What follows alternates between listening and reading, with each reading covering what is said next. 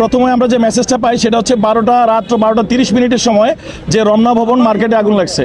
তো স্বাভাবিকভাবে রমনা ভবন মার্কেটটা অনেক পুরাতন একটা মার্কেট, আপনারাও জানেন যে এই মার্কেটে আগুন মানে আমরা ধরে নিই যে কী ধরনের দাহ্য বস্তু কম্বাস্টেবল মেটেরিয়ালস এখানে থাকতে পারে।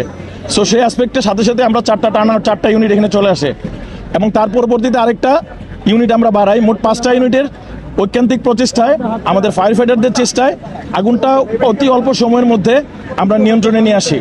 12:35 আমরা এখানে পৌঁছাই, 12:58 সময় আমরা আগুনটা নিয়ন্ত্রণে দেই। একটু ঝুঁকি নিয়ে আমাদের যেটা করতে হয়েছে সেটা হচ্ছে আমাদের যে আগুনের ডিভানোর বা আগুন সার্চ করার যে প্যাটার্ন বা যেভাবে যে টেকনিকগুলো আমরা অ্যাপ্লাই করি, ওই অ্যাপ্লাইগুলো করে দ্রুত আগুনটাকে আমরা সার্চ করতে পারি যে আগুনটা কোথায় লাগছে। সেভাবে তখন আমরা অ্যাগ্রেসিভ হয়ে আমাদের অফেন্সিভ ফায়ার ফাইটিং করতে হয়েছে। যেখানে আগুনটা লাগছে সেটা হচ্ছে একটা টেইলার শপ, এম আকবর টেইলার্স। এটা আনুমানিক 30 ফিট বাই 15 ফিট আয়তনের একটা শোরুম ছিল। কিন্তু প্রবলেম হচ্ছে আপনি যখন একটা ব্যবসার সাথে সাথে যখন আরেকটা ব্যবসা করবেন, মিসিলিনিয়াস যখন হয়ে যাবে তখন কিন্তু সমস্যা। এখানে ব্রডব্যান্ডেরও একটা ব্যবসা করা হয়তো দোকানটার মধ্যে, আমি যতটুকু খবর পেলাম।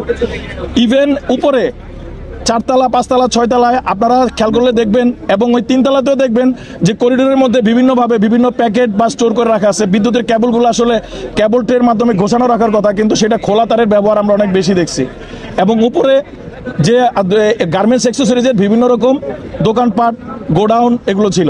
সঠিক সময়ে আমরা আসার কারণে, রাস্তাঘাট ফ্রি থাকার কারণে অনেক দ্রুত আমাদের কাজটা করতে আমরা বেগ পেতে হয় না, কাজটা আমাদের জন্য সহজ হয়েছে। আসলে আমরা আপাত দৃষ্টিতে এখনো সম্পূর্ণ নির্বাপন আমরা দেই নাই, আমাদের সার্চের কার্যক্রম চলতেছে। আমরা নিয়ন্ত্রণ দিছি 12:58 সময়। আর এখন পর্যন্ত আপাত দৃষ্টিতে আমরা যেটা দেখতেছি সেটা হচ্ছে যে একটা দোকানের মধ্যেই আগুনটা ছিল, এম আকবর টেইলার্স ভবনের জন্য। আপনারা জানেন যে আমরা আসলে আমাদের এই আগুন নেভানোর পাশাপাশি মহড়া, গণসংযোগ, সচেতনতার জন্য যে প্রোগ্রামগুলো থাকার দরকার সবগুলো আমরা করি।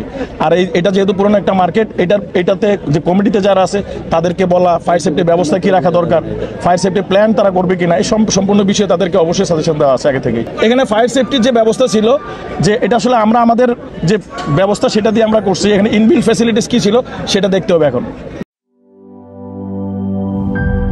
নাটা ডেইলি আর পানীয়র এক অসম কম্বিনেশন ড্রিঙ্কো। চিল থাকতে চান? ড্রিঙ্কো চাবান।